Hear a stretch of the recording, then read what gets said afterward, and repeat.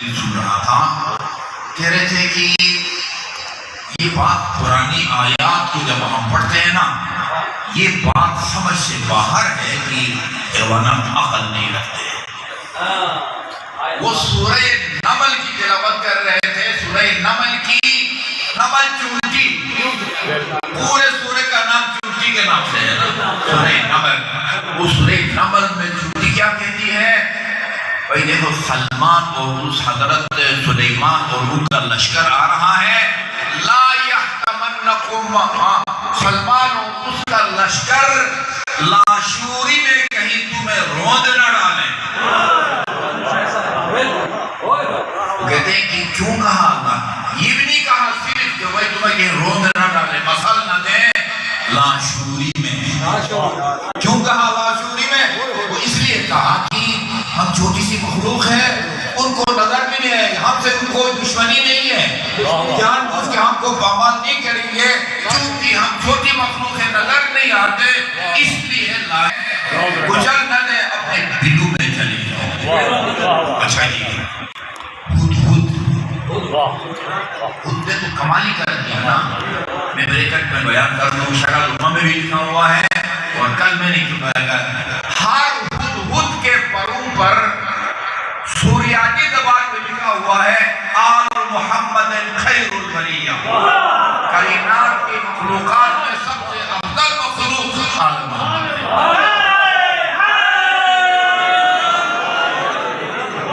شرح الامہ میں شہید نے لکھا ہے، ہدہد کے پروں پر، یار ہمیں تو ہدہد کے پروں کو چھوڑنا چاہیے جب بھی یہ لکھا ہوا ہے۔ وہ کیا کہتا ہے حضرت یعقوب سے؟ کہا کہ وہ ملکہ سبا، وہ بت پرستی کر رہے ہیں، آپ کو پتہ ہی نہیں ہے۔ اچھا، اس کا مطلب ہے اس کو توحید کا بھی پتہ ہے، بت پرستی اور شرک کا بھی پتہ ہے۔ بت جو ہے، اس کا مطلب ہے کہ اس کو توحید کا مطلب بھی آتا ہے اور شرک کا مطلب بھی آتا ہے، لیکن بہرحال اب اس کو شعور کے ہیں، جو بھی نام دیں اللہ کی طرف سے خاص کرامت کا ہے۔ اچھا، بھیڑیا بھی آن حضرت کا باتیں کرتا تھا، نہیں ہے۔ بہرحال یہ 6 قسم کی مخلوق، وَلَا رَبٍ وَلَا يَابِسٍ إِلَّا صَلَّى عَلَيْهِ بِصَلَاةِ اللَّهِ وَمَلَائِكَتِهِ۔ ہر خشک و تر یا خدا کی تمام مخلوقات اس خوش قسمت مومن پر 1000 صفوں میں 1000 مرتبہ صلوات بھیجتی ہے، جو 1 مرتبہ محمد اور آل محمد پر صلوات بھیجتی ہے۔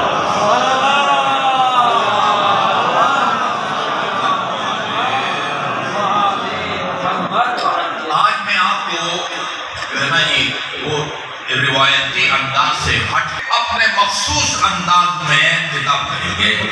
مجھے نہیں پتا ہوتا کہ ان کا اشارہ کس انداز کی طرف ہے، پتہ نہیں کیا انداز ہے۔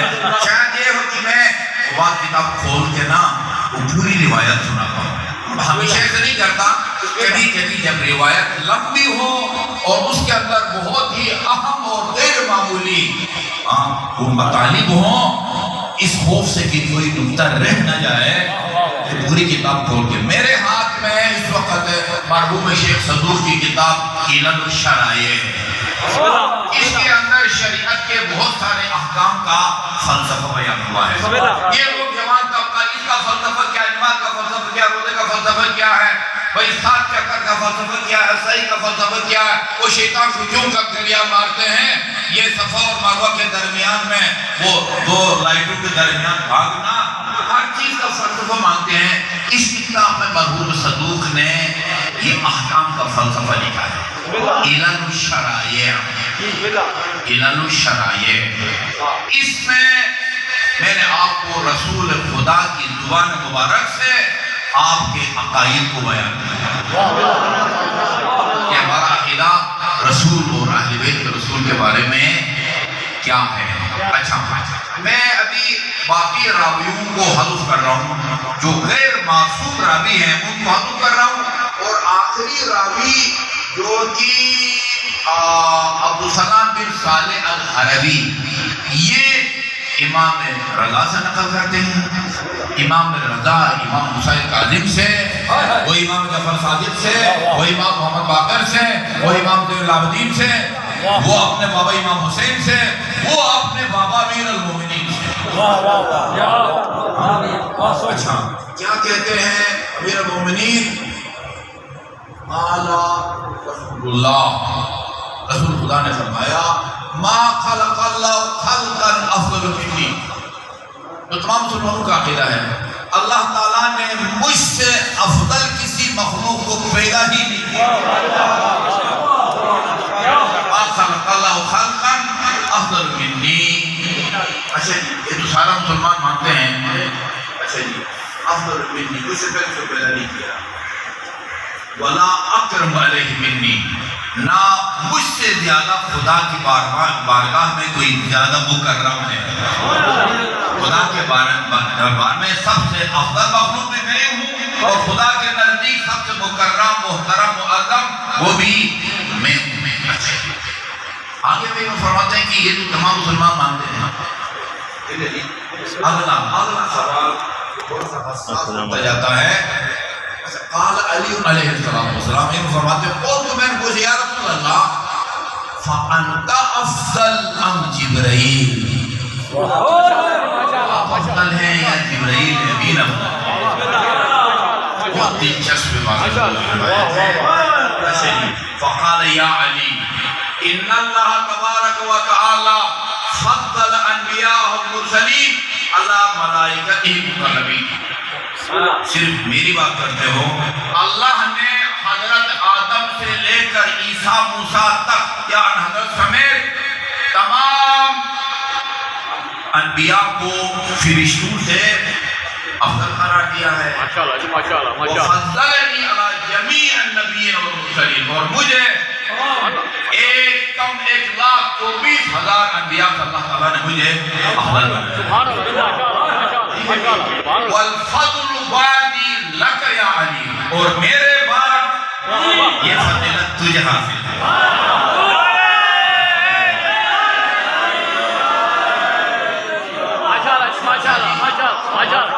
اس کو ناگوار گزرتی ہے، بات گزرے، ساری دنیا کو خوش کرنے کا ٹھیکہ نہیں لیا۔ وَالْفَضْلُ بَعْدِي لَكَ يَا عَلِي، اور وَلِلْأَئِمَّةِ بَعْدَكَ، میرے بعد کائنات میں سب سے زیادہ تو ہے۔ وَإِنَ الْمَلَائِكَةَ لَقُدَّامُنَا، یہ نہیں کوئی خطبے میں کہا کہ کوئی یہ نہ کہے کہ بھئی اس نے جو ہے نا وہ فرشتوں کی توہین کی۔ فرشتے ہمارے خدمت گزار ہیں۔ بے شک بے شک بے شک بے شک بے شک۔ سورہ تاریخ میں لکھا ہوا ہے کہ جب آپ گھر سے آتے ہیں نا، یہ فرشتوں کی تعداد نہیں ہے اس میں۔ جب آپ گھر سے آتے ہیں مجلس کے لیے، امام بارگاہ کے لیے، دکان، اچھے کام کے لیے جاتے ہیں، برے کام کے لیے، دونوں صورتوں میں اللہ کی طرف سے سیکورٹی جو ہے نا فراہم کی جاتی ہے۔ ٹھیک ہے، اور امیر المومنین فرمایا ہے جب آپ ہر شخص کے ساتھ اللہ تعالیٰ نے 6 فرشتوں کی ڈیوٹی لگائی ہے جو اس کی حفاظت کرتے ہیں، اور اس وقت تک اس کی حفاظت کرتے ہیں جب تک اس کے مرنے کی حتمی تاریخ نہیں آتی۔ حتمی تاریخ آ جائے تو سب چھوڑ جاتے ہیں۔ ہاں، پارٹی کی حکومت ختم ہو جائے، وزراء پیدا نہیں، ہاں اس سے پہلے آگے گاڑیاں پیچھے گاڑیاں۔ اچھا یہ روٹ لگا ہوا ہے، یہ جو آپ کی حفاظت کرتے ہیں سیکورٹی کے لوگ، یہ آپ کی خدمت گزار نہیں تو اور کون ہے؟ تو ہمارے روایات میں ہے نا، وہ حسن اور حسین جو ہے نا وہ کہیں نکل گئے تھے، تھوڑی دیر کے لیے غائب ہو گئے تھے، تو جب تلاش کے لیے گئے، فرشتوں نے ایک پر نیچے بچھایا ہوا تھا اور دوسرا آپ اوپر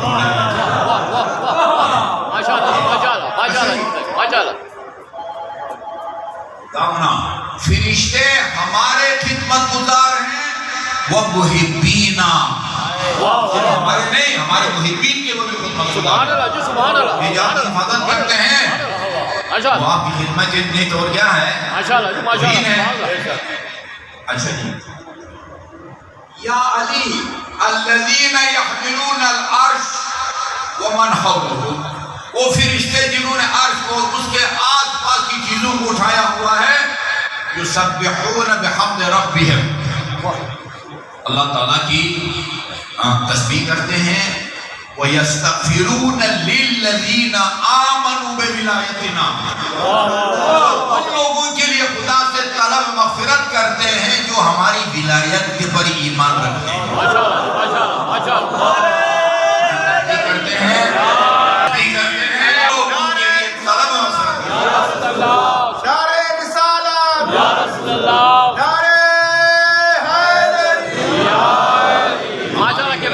ایمان یا اقرار رکھنے والوں کے اندر محبت کرتے ہیں۔ یا علی فلولا نحن ما خلق اللہ آدم ولا حوا، ہم نہ ہوتے، ہمیں پیدا کرنا نہ ہوتا، نہ آدم کو پیدا کرتا خدا نہ حوا، اولاد آدم کی نسل نہ چلتی، نہ آسمان کو پیدا کرتا، نہ زمین کو، نہ جنت کو، نہ دوزخ کو، فَكَيْفَ لَا نَكُونُ أَفْضَلَ مِنَ الْمَلَائِكَةِ، بتاؤ ہم فرشتوں سے افضل کیوں نہ ہوئے؟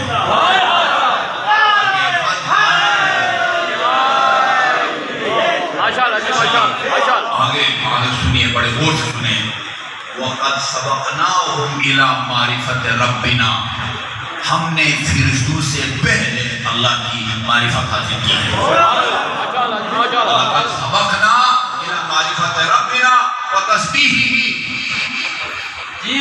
بہترین تسبیح دیہات رکھا، تسبیح سبحان اللہ کہیں یا سبحان اللہ والحمدللہ ولا الہ الا اللہ کہیں، تحلیل اللہ کہنے کو تحلیل کہتے ہیں، تحمید الحمدللہ کو کہتے ہیں، بسملہ بسم اللہ الرحمن الرحیم کو کہتے ہیں، اوقلا لا حول ولا قوت الا باللہ العلی العظیم کو کہتے ہیں۔ یہ عربی زبان میں ہے۔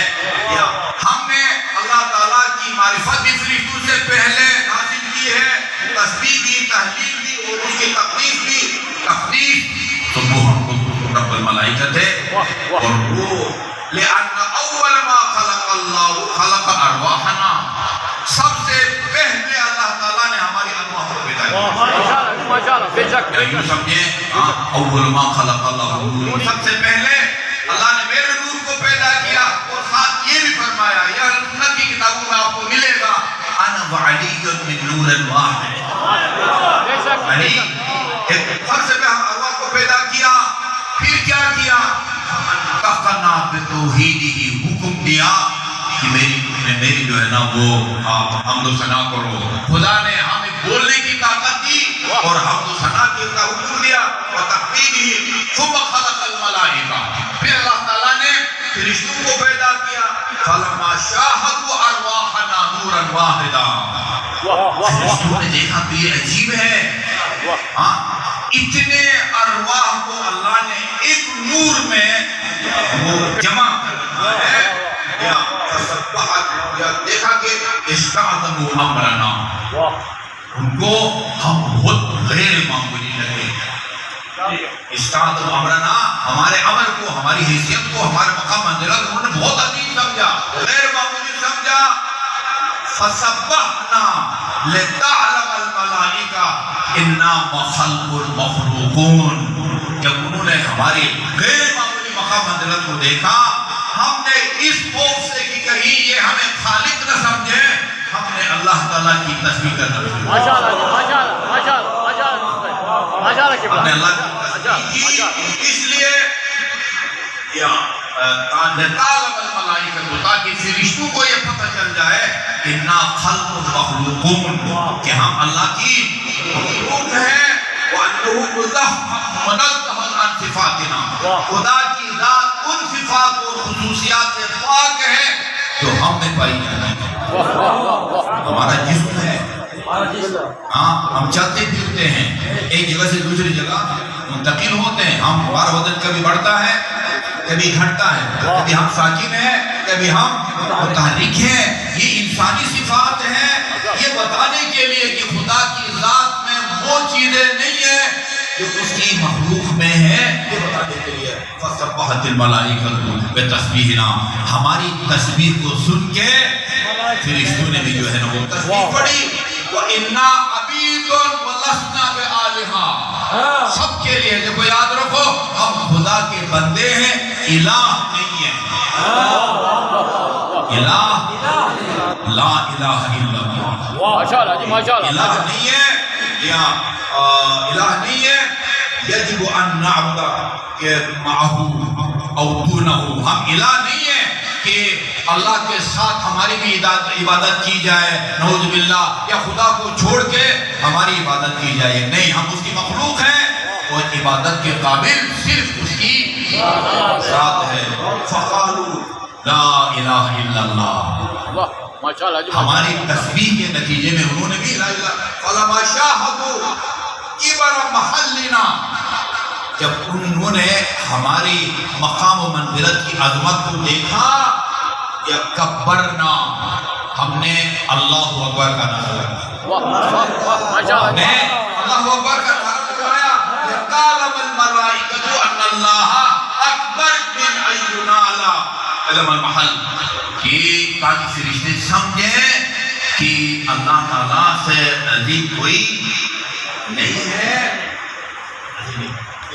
فلما شاہدوا ما جعلوا لنا من العز والقوہ، جب انہوں نے اس عزت و قوت کا مشاہدہ کیا جس سے اللہ تعالیٰ نے ہم کو نوازا تھا، قلنا لا حول ولا قوت الا باللہ، واہ واہ واہ ماشاءاللہ جی یہ بتانے کے لیے کہ یہ جو قوت و طاقت ہمارے پاس ہے یہ ہماری ذاتی نہیں ہے، جو ہے ہمارے پاس وہ خدا کا دیا ہوا۔ ماشاءاللہ جی ماشاءاللہ ماشاءاللہ ماشاءاللہ ہم نے یہ کلمہ پڑھا، اللہ حول لنا ولا قوت الا باللہ، ہمارے پاس کوئی ذاتی قوت و طاقت نہیں ہے، بحول اللہ و قوتہ اقوم و اقوم۔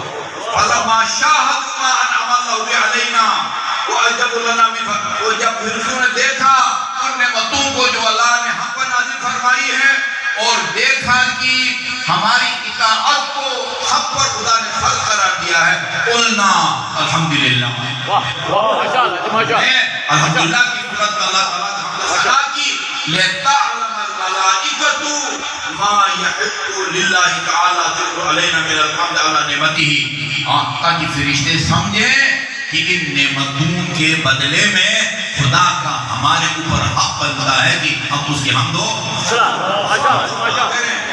قالت الملائکۃ، ہمارا جو ہے نا دیکھا دیکھی ہم سے طریقہ سیکھ کے فرشتوں نے بھی کہا الحمدللہ، یعنی لا الہ الا اللہ بھی فرشتوں کو ہمیں سکھایا، الحمدللہ بھی فرشتوں کو ہمیں سکھایا، ابو القدوس اور رب الملائکہ اور وہ بھی ہم نے آپ کو سنایا، لا حول ولا قوت الا باللہ بھی فرشتوں کو ہم نے سکھایا۔ ماشاءاللہ ماشاءاللہ ماشاءاللہ تو سبینا الى معرفت توحید اللہ و تسبیح و تحلیل و تحمید، ان سب چیزوں کی ہدایت اگر ملی ہے فرشتوں کو ہماری بدولت ہماری وجہ سے ملی ہے۔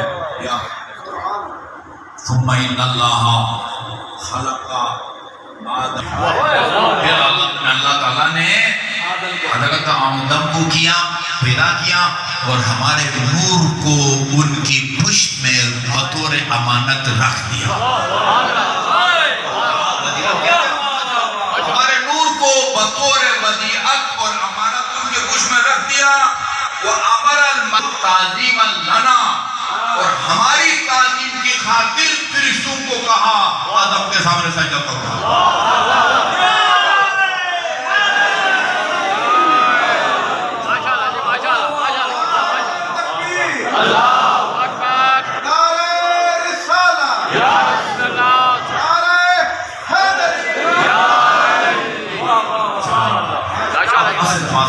ہے میں اسی پر اکتفا کرتا ہوں۔ ایک امام حسن مجتبیٰ کی وصیت لے کے آیا ہوں، کیونکہ دونوں مصیبتیں ہیں، یعنی مناسبتیں ہیں، رسول خدا ہے، امام حسن کی رحلت کی مناسبت ہے، اور تیسری مناسبت جس کے نام سے یہ مجالس ہیں وہ خمسہ زینبی ہے۔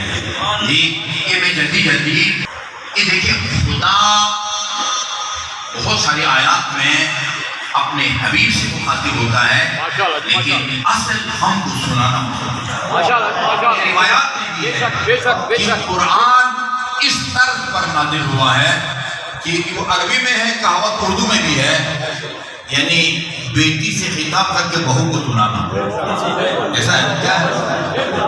آنکھل ٹھیک کو سمجھاؤ نو کو یہ روایت میں ہے، یعنی یہ قرآن کا انداز بھی یہی ہے۔ بے شک بے شک وَلَئِنْ أَشْرَكْتَ لَيَحْبِطَنَّ عَمَلُكَ، میرے حبیب اگر تو بھی شرک کرے گا نا تیرے تمام اعمال، ساری زندگی مشرکین سے لڑنے میں گزاری، اور ہاں اللہ سے کہا جا رہا ہے اگر شرک کریں کہ اعمال ضبط ہوں گے، ہم سے کہا جا رہا ہے، ہم سے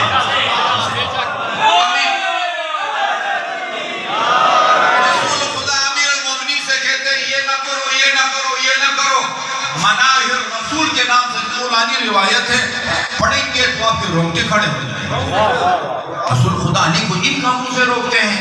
اچھا دور نہ جائے، امیر المومنین نے حسن اور حسین کو جو وصیت کی ہے تربت کرنے کے بعد ایسے ایسے کاموں سے روکا ہے سوچ بھی نہیں سکتا بندہ۔ اسے میں ہم کو سنانا چاہتے ہیں حسن اور حسین کو مخاطب قرار دے کے ہم کو اور قیامت تک آنے والے ماننے والے اور چاہنے والوں کو۔ اچھا اس میں آپ کے مخاطب ہیں جنادہ بن ابی امیہ، اس کو اس نے آ کے امام سے ابی ظہر کا اثر شروع ہو گیا تھا امام کو بتانا، عزنی یا ابن رسول اللہ، آپ کی حالت تو سازگار نہیں ہے لیکن مختصر وعظ و نصیحت تو کر دیں۔ امام نے فرمایا یا جنادہ استعد لسفرک، اب سفر درپیش ہو نا، اسلام آباد جانا ہو تو اس کی تیاری اور ہوتی ہے، لاہور جانا ہو اس کی تیاری اور ہوتی ہے، کربلا جانا ہو اس کی تیاری اور ہوتی ہے، حج کے لیے 40 دن کے لیے جانا ہو اس کی تیاری اور ہوتی ہے، 20 دن کے لیے جانے کی تیاری اور ہوتی ہے۔ ہم نے آخرت پر سفر کے پر چلنا ہے۔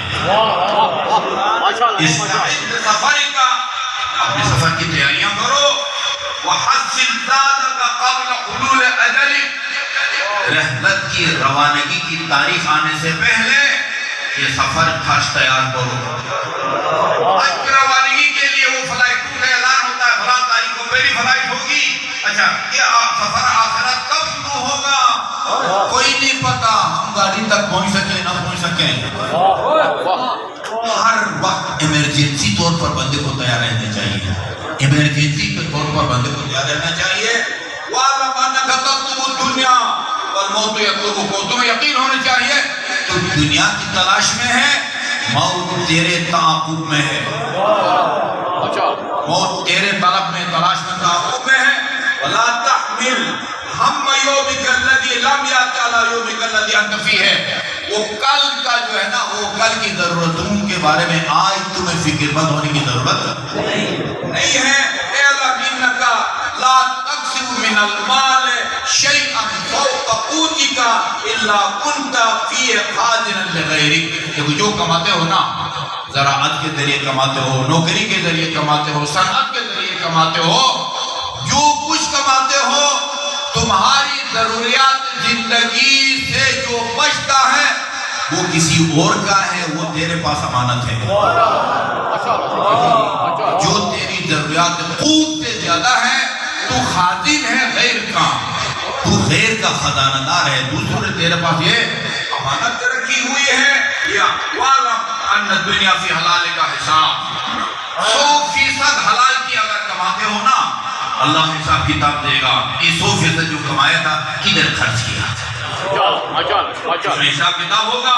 اسی حرام یہاں اقام، حرام طریقے سے اگر کمایا ہے، رشوت کے ذریعے، سود کے ذریعے، منافعات کے ذریعے، وہ حرام گوشت جانور کو ذبح کر کے اب تو بازار میں ہوٹل میں گوشت کھاتے ہوئے ڈر لگتا ہے پتہ نہیں کیا پکایا ہوگا ان ظالموں نے، اس کے حرام میں اقام ہے، اور پھر شبہات اتاب مال مشکوک ہے، حدیث ہے یا فَأَنْدَلَ الدُّنْيَا بِمَنْزِلٍ فَأَنْدِلِ الدُّنْيَا بِمَنْزِلٍ جَمِيلًا، اس دنیا اور مال دنیا کو مردار سمجھو، مردار سمجھو، خُذْ مِنْهَا مَا يَكْفِيكَ، اس سے اتنا لو جو تیری زندگی بچانے کے لیے ضروری ہو، مَا يَكْفِيكَ فَإِنْ كَانَ حَلَالًا، اگر حلال کھا اور آپ نے کم کھایا ہے اس کا مطلب ہے کہ تو نے زہد سے کام نہیں کھایا، جو چیز حلال بھی ہو نا اس سے بھی بندہ پرہیز کرے اس کو زاہد کہتے ہیں، اور جو حرام کاموں سے پرہیز کرے اس کو متقی کہتے ہیں۔ ہر زاہد متقی ہوتا ہے، ہر متقی زاہد علی زاہد تھے، اس لیے فرماتے تھے خدا کی قسم میں اگر چاہوں اپنے دسترخوان پر خالص مغز گندم اور شہد منگوا سکتا ہوں، ابریشم کی قیمت کا لباس اپنے لیے سلا سکتا ہوں، لیکن ہیہات نہ یقول بنی ہوایا، یہ کام اس دن ہوگا جب علی کی خواہشات علی کو شکست دیں۔ وَلَعَلَّ بِالْحِجَازَ أَوِ الْيَمَامَةِ مَنْ لَا أَحْدَ لَهُ بِشَبَا، کیا پتا یمامہ میں یا حجاز میں کوئی ایسا بندہ ہو کہ جس کو یاد بھی نہیں ہے کہ میں نے کبھی سیر ہو کے کھایا ہو۔ مال غنیمت میں سے بھی علی کے پاس اتنا سا تھا، عیاشی سے کھا سکتے تھے، پی سکتے تھے، پہن سکتے تھے، لیکن کمر کو ساتھ لے جاتے ہیں، قیمتی لباس اس سے خرید کے، قیمتی لباس کہتے ہیں تو جوان ہے اس کو تو پہن، اور یہ جو ہے نا سستا لباس میں پہنتا ہوں، اس کو کہتے ہیں زہد، ٹھیک ہے جی؟ اچھا جی، وَإِنْ كَانَ حَرَامًا لَمْ يَكُنْ، اور اگر حرام ہے تو گناہگار نہیں ہوگا، یا فَأَخَذْتَ مِنْهُ كَمَا، وَإِنْ كَانَ الْعِقَابُ، اگر عقاب بھی ہے تو کم عقاب ہوگا، وَأَعْمَلْ، اسی پر اتفاق کر مل گا، وَأَعْمَلْ لِدُنْيَاكَ كَأَنَّكَ تَعِيشُ أَبَدًا، اس کے دو ترجمے کیے گئے ہیں، دنیا اور مال دنیا کے لیے اس طرح کام کرو یا کوشش کرو جسے تو نے ہمیشہ رہنا ہے۔ ماشاءاللہ قبلہ، ماشاءاللہ۔ یعنی اس کے دو مقصد دیے گئے، ایک یہ کہ ویسے جتنا مرضی کماؤ بھائی، جتنا بڑے حلال طریقے سے کماؤ، غریبوں کی مدد کرو، اس میں سے حقوق اللہ حقوق الناس کو ادا کرو، جو مرضی کرو۔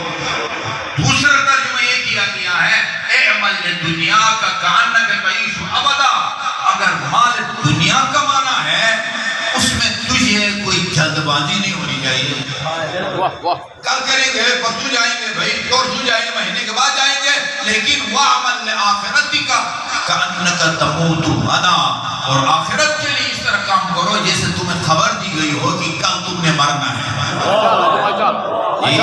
ایک دن کی ایک ہفتے کی نمازیں اگر آپ کے ذمہ ہیں، یہ نہ سوچو بھائی جوان ہے کیا فرق پڑھ لیں گے، کوئی پتہ نہیں ہے نا، کوئی پتہ نہیں ہے۔ اعمل دنیا کا کأنک تعیش ابدا واعمل لآخرتک کأنک تموت غدا، اور آخرت کے لیے اس طرح کام کو جیسے کہ تو نے کل مرنا ہے۔ ایک بار تو درود بھیجے نا محمد والا۔ مجھے شاعر کا نام نہیں آتا، لیکن ایک حقیقت کو بیان کیا ہے اس نے، کربلا کے واقعے میں رنگ دونوں نے بھرا، ابتدا شبیر نے کی، انتہا زینب نے کی۔ ایک عرب شاعر ہے، بِأَبِي الَّتِي وَرِثَتْ مَصَائِبَ أُمِّهَا، احسانات ہیں علی کی بیٹیوں کا اسلام اور مسلمانوں کے اوپر، یہ علی کی بیٹیاں اور ان کے خطبے نہ ہوتے خدا جانے آج مسلمان کیا اسلام کی کیا قیمت ہوتی۔ یہ امام نے لادی سے کسی نے پوچھا تھا بھائی خطا کس کو ہوئی ہے، امام نے فرمایا جب آذان کا وقت ہو تو پھر دیکھنا خطا کس کی ہوئی ہے۔ جی گلدستے آذان سے اگر محمد کا نام آتا ہے سمجھو یہ ہماری فتح ہوئی ہے۔ اسلام کو فتح کے سے ہمکنار اگر کیا ہے حسین کی شہادت کے بعد امام زین العابدین اور جناب زینب کبریٰ کی خطبے نے کیا ہے۔ بے ابی التی، بہت ہی پیارا تجزیہ ہے، بے ابی التی ورثت مصائب امہا، میرے ماں باپ قربان ہو اس بیوی پر کہ جس کو ماں کی طرف سے میراث مصائب ملے، فقدت تقابلها بصبر ابیہا، ان مصائب کا مقابلہ اس صبر سے کیا جو باپ کی طرف سے ملا تھا۔ دروازہ گرایا جاتا ہے دختر پیغمبر پر علی صبر کرتے ہیں۔ بِأَبِي الَّتِي وَرِثَتْ مَصَائِبَ أُمِّهَا فَقَدَتْ تُقَابِلُهَا بِصَبْرِ أَبِيهَا۔ آپ تھوڑا سا اس کا پس منظر اور مدینے میں جناب زینب کبریٰ کی حالت اور کیفیت کو دیکھیں اور پھر حسین کی شہادت کے بعد کے حالات کے ساتھ موازنہ کریں، چکرا کے رہ جاتا ہے. ایک شخص جس کا نام عبداللہ ہے کہتے ہیں میں 12 سال علی کی جوار میں پڑوس میں رہا ہوں. اس 12 سال کے عرصے میں میں نے زینب کبریٰ کا سراپا نہیں دیکھا گھر سے. آگے کہتی تھی نانا کی زیارت کے لیے بابا میں جانا چاہتی ہوں. فرماتے تھے امیر المومنین بیٹی ابھی دن ہے رات کا انتظار. رات ہوتی تھی امیر المومنین لے کے جاتے تھے اور زری کے قریب جا کے آگے بڑھ کے خود چراغ دور کرتے تھے. اب کہتے تھے لوگ یا میرا رات کا وقت ہے آپ کی بیٹیاں سر سے لے کر پاؤں تک الحمدللہ حجاب میں ہے.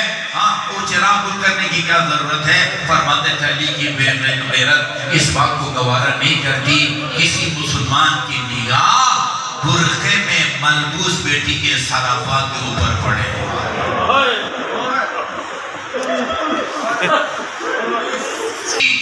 اس نے عائشہ اس کا نام ہے بنت شاطی. اس نے جناب زینب کبریٰ کے بارے میں کتاب لکھی ہے فضلۃ کربلا. اس کا اردو میں ترجمہ ہوا ہے کربلا کی شیرین خاتون. وہ لکھتا ہے کہ امام کی شہادت کے بعد خیموں سے ایک دراز قد معظمہ آئی اور آ کے اپنے بھائی کی لاش کو اوپر سے دشمن دیکھ رہا ہے. ابھی یہ خاتون کیا کرتی ہے, غریبان کیا کرتی ہے, بال روشتی ہے, خاک سر پہ ڈالتی ہے. ایسا نہیں کیا. ہاں علامہ حسین نے قطع نے لکھا ہے دونوں ہاتھ بدن کے نیچے رکھے اور فرمایا اللہم تقبل منا ھذا القربان. خدایا ہم اہل بیت کی اس قربانی کو اپنی بارگاہ میں قبول فرما. یہ روایت جو دوسری ہے وہ بنت شاطی نے لکھا ہے. بنت شاطی نے کہتے ہیں بچپن تھا جناب زینب کبریٰ کا. امیر المومنین بیٹی کو درس قرآن دے رہے تھے. ایک مناسبت پر مستقبل کے غیر معمولی خوشگوار ناخوشگوار واقعات بیٹی کو بتا رہے تھے. واقعہ کربلا کا ذکر آیا. بڑی تفصیل کے ساتھ علی کو پتا تھا. صفین کے موقع پر وہ رکے کربلا کے میدان میں اور 3 دفعہ علی کی زبان سے یہ جملہ ہوا صبرن یا ابا عبداللہ, صبرن یا ابا عبداللہ, صبرن یا ابا عبداللہ. اصحاب نے پوچھا یہاں امیر المومنین کون ابو عبداللہ ہے جس کو آپ صبر کی تلقین فرما رہے. بتایا وہ زمین کا ٹکڑا ہے جہاں میرا بیٹا 3 دن کا پیاسا شہید ہوگا. یہاں میرے عباس کا خیمہ ہوگا, ادھر اکبر کا ہوگا, ادھر اصحاب کا ہوگا. ایک ایک چیز کا علی کو پتا تھا.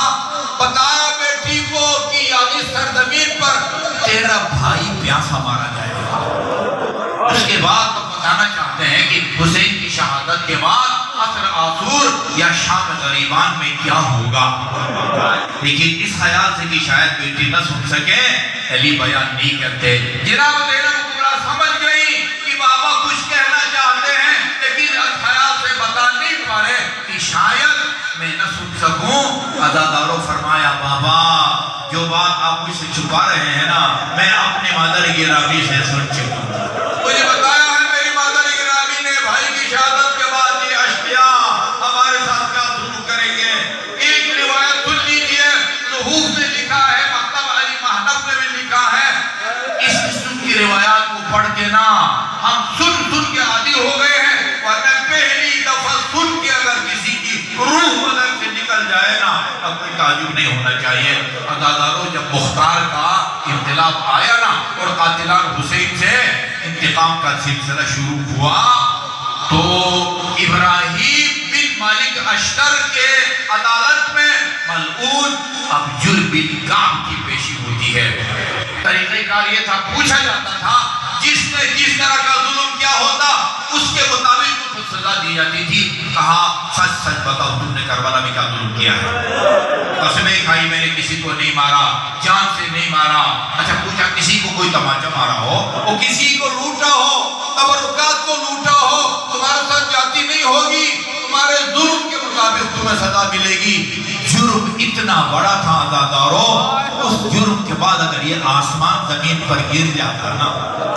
ایک موقع پر علی کی بیٹی نے فرمایا لیت السماء تدکدکت علی الارض, کاش یہ آسمان زمین پر گرتا زمین پھٹ جاتی. جب دباؤ پڑا نا ابراہیم کا, کہا میں نے شام غریبان میں خیموں میں جا کے علی کی بڑی بیٹی کی ردا چھینی تھی۔ طالب موت نے کیا کیا؟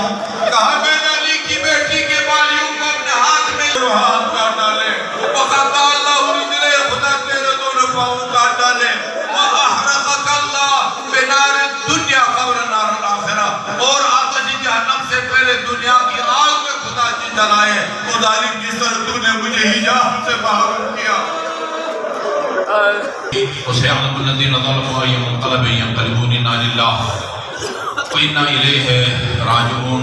خدائے پاک محمد محمد جو مومنین مومنات مریض ہیں، آپ خصوصاً ابھی جس برادر کرم نے اپنی والدہ کی صحت یابی کے لیے دعا کی درخواست کی ہے، انہیں صحت کاملہ اور عاجل عطا فرما۔ رہبر معظم آیت اللہ سیستانی سرزمین عراق اور وہاں کے تمام اطوات مقدس کی حفاظت فرما، حرم جناب زینب الکبریٰ کی حفاظت فرما، سوریہ اور پارا چنار کے مومنین کو اپنے حفظ و امان میں رکھ، مشکلات ہمیشہ کے لیے آسان اور حال فرما۔ آپ آل محمد کے توجہات خاص کو ہم سب کے شامل حال فرما، آپ کے ظہور میں تعجیل فرما، ہمیں آپ کے آوار اور انصار میں شامل ہونے کی توفیق عطا فرما۔ ربنا تقبل منا انک انت السمیع العلیم محمد وآلہ الطاہرین۔ ان دعاؤں کی استجابت کے لیے باوات بلند صلوات۔